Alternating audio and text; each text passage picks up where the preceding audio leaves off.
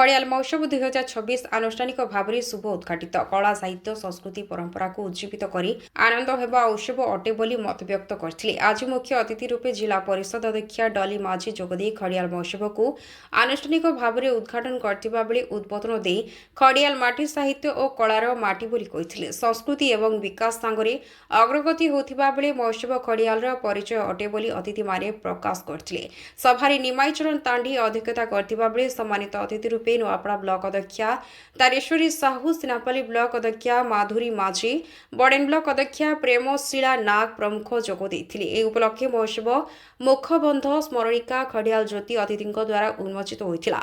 आज विशाल सांस्कृतिक मसल यात्रा खड़ियाल ऋषि पीठरू आसी खड़ियाल नगर परिक्रमा करथिला। ଏହି ସାଂସ୍କୃତିକ ଶୋଭାଯାତ୍ରାରେ ଅନେକ ପ୍ରକାର ସାଂସ୍କୃତିକ ଦଳ ପରିକ୍ରମା କରିଥିବା ବେଳେ ଖଡ଼ିଆଲ ବିଧାୟକ ଏବଂ ଆୟୋଜକ କମିଟି ମାନେ ନୃତ୍ୟରେ ବିଭୋର ହୋଇଥିଲେ।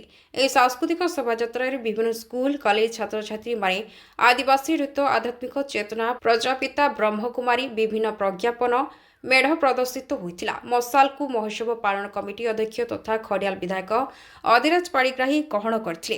280 कोटी स्टल रे विभिन्न प्रकार कुटीर शिल्प, हस्ततंत्र, खाद्य, गृह साजसज्जा सामग्री प्रदर्शित होछि।